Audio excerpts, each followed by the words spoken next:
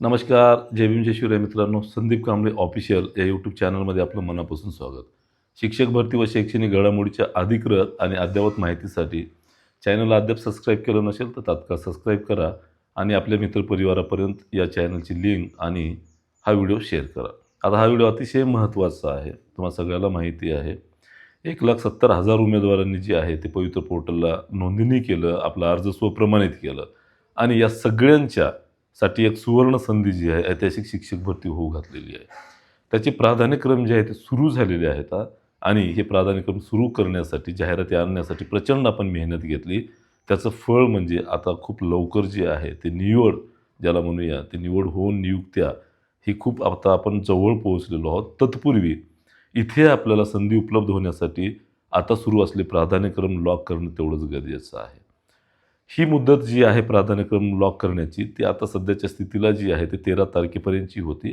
मात्र काही तांत्रिक अडचणी जे होती सर्व्हरचे जे काही प्रॉब्लेम्स आहेत OTP न येणे वगैरे टेक्निकल प्रॉब्लेम्स या सगळ्या गोष्टीला अनुसरून जे आहे ते तुम्हा सगळ्यांना सांगितलं. तुमच्या जोपर्यंत प्राधान्यक्रम त्या ठिकाणी जनरेट करून लॉक करणं होणार नाही तोपर्यंत मी स्वतः माझे प्राधान्यक्रम जनरेट करणार नाही सगळ्यांना सांगितलं आहे. आणि यासाठी मुदतवाढीच्या अनुषंगाने जे आहे ते गेल्या 3-4 दिवसापूर्वी आपण 1 आठवड्याची मुदतवाढ मागितलेली होती आणि त्या अनुषंगाने त्या ठिकाणी 1 आठवड्याची मुदतवाढ देण्याचंही त्या ठिकाणी सांगितण्यात आलेलं होतं. पण ते टप्प्याटप्प्यानं, कारण एकदा जर दिलं तर त्या ठिकाणी व्यवस्थितरित्या सगळेजण शांतपणे बसून राहतील आणि ते करणार नाहीत व्यवस्थित वेळेवर. या कारणाने ते टप्प्यानं देण्याचं त्या ठिकाणी ठरवलेलं होतं.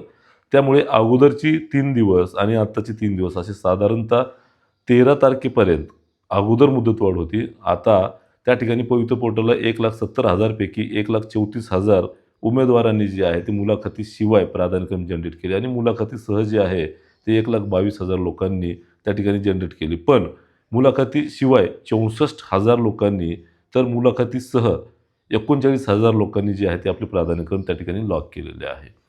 मग त्या सोबतच म्हणजे काल रात्री साधारणतः 11 वाजेपर्यंत मुलाखतीशिवाय 1,42,000 तर मुलाखतीसह 1,32,000 हे प्राधान्यक्रम जनरेट झाले. म्हणजे कालच्या तारखेला संध्याकाळीपर्यंत.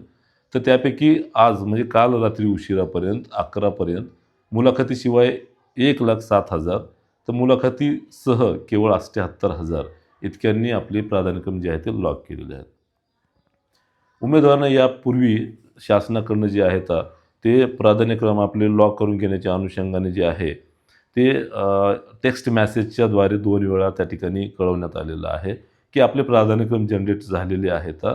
तुम्ही स्वप्रमाणित अर्ज केलेला आहे. तुम्ही स्वतः त्या ठिकाणी आपले अर्ज जे आहेत स्वप्रमाणित केलेले ते प्राधान्यक्रम जनरेट करून लॉक करण्याच्या अनुषंगाने संकेतस्थळावरनं बल्क मेसेज जे आहे ते सगळ्यांना 2 वेळा पाठवलेलं आहे. आणि एक सूचना आहे जेणेकरून हे पोर्टल किंवा हे प्राधान्यक्रम लॉक करण्याची बंद करण्याची प्रोसेस जी आहे ती पूर्वतयारी आहे. त्यामुळे दिलेल्या सूचनेचं पालन करा आणि तात्काळ जे आहे ते आपले प्राधान्यक्रम त्या ठिकाणी नोंदवा.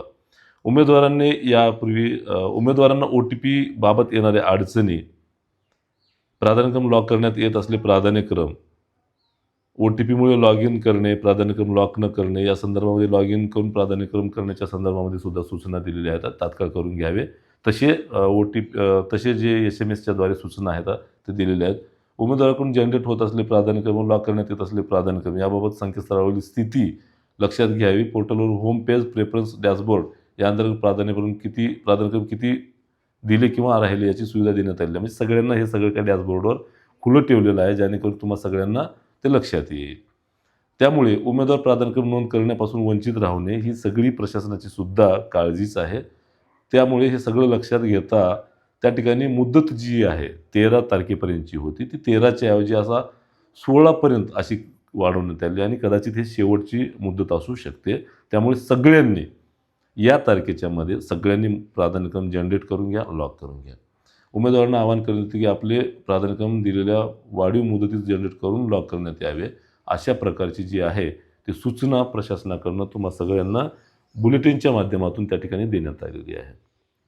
आता तुम्हा सगळ्यांना ही सगळी ऐतिहासिक शिक्षक भरती जी आहे ती होऊ घातलेली आहे आणि याच्यामध्ये तुम्हाला संधी आहे की तुम्ही चुकीचे जर प्राधान्यक्रम नोंदवलेला असाल त्या ठिकाणी चुकीचे नोंदवलात तर ते योग्य करण्याची सुद्धा तुम्हाला सोय आहे.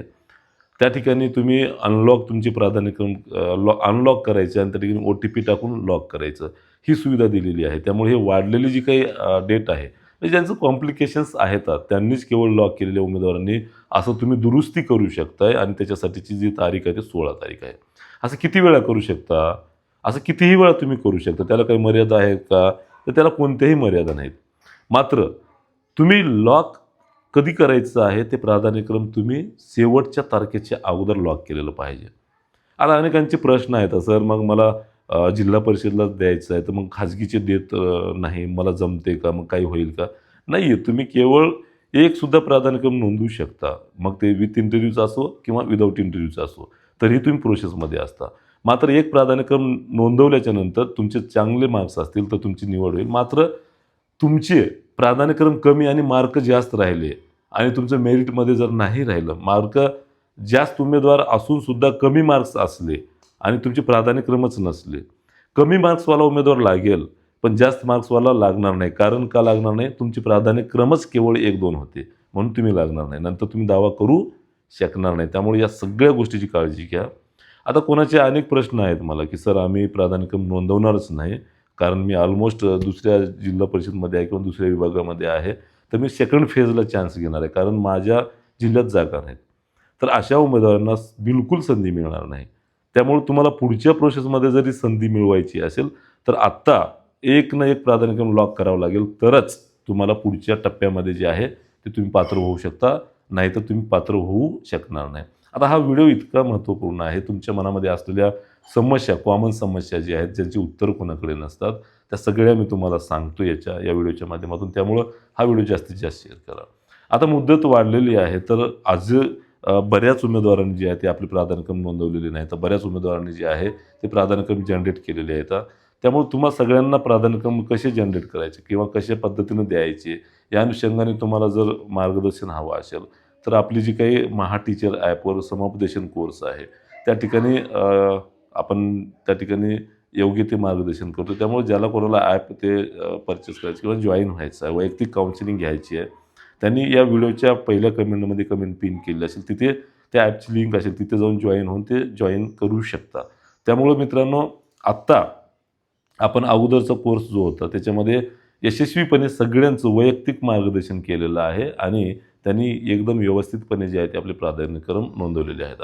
आता हे प्राधान्यक्रम काय गरजेचे आहेत? तर इतक्या मोठ्या प्रमाणामध्ये भरती होत असताना चुकीच्या पद्धतीनं प्राधान्यक्रम नोंदवलात आणि तुमचं सिलेक्शन होता होता वाचेल किंवा बदली प्रक्रिया नसल्यामुळे तुम्हाला दूरवर जाऊ शकतं. त्यामुळं या सगळ्या प्रोसेसमध्ये मुदत दिलेली आहे, तर सगळे एकदा तुमचे प्राधान्यक्रम जे आहेत ते एकदा रफ तयार करून घ्या आणि त्याच्यामध्ये व्यवस्थितपणे बघून घ्या.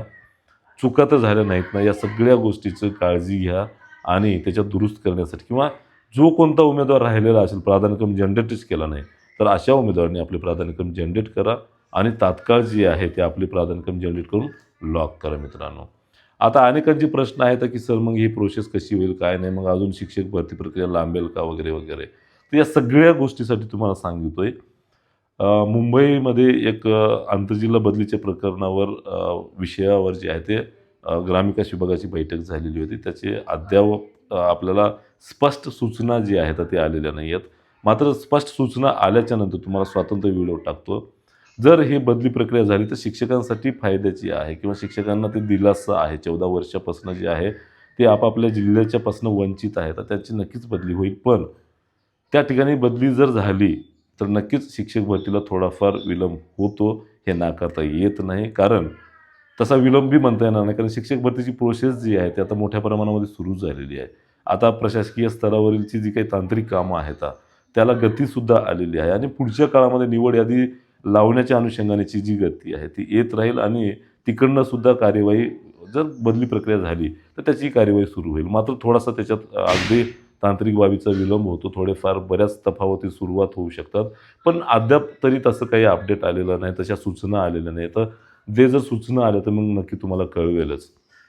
तत्पूर्वी निवड यादी जी आहे ते साधारणतः इतक्या मोठ्या प्रमाणामध्ये बऱ्याच उमेदवारांना तांत्रिक अडचणीला सामोरे जावं लागते.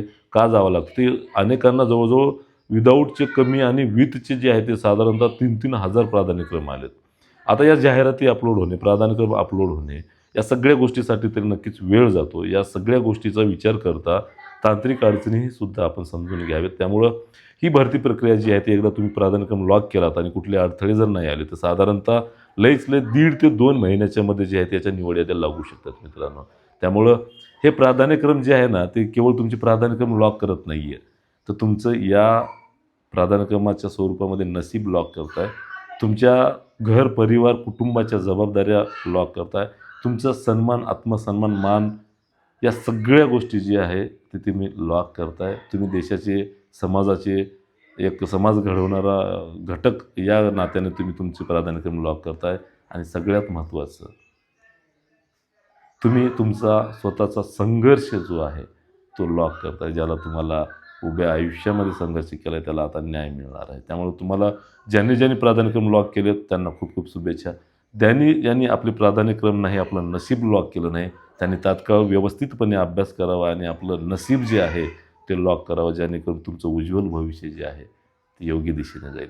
थांबतो. धन्यवाद. जय भीम, जय शिवराय. मित्रांनो, तुमचे काही कमेंट्स असतील तर नक्की कळवा. तुम्हाला उत्तर देण्याचा मी 100% प्रयत्न करतो. आणि हा व्हिडिओ जास्तीत जास्त शेअर करा, जेणेकरून कोणीही उमेदवार वंचित राहणार नाही. धन्यवाद.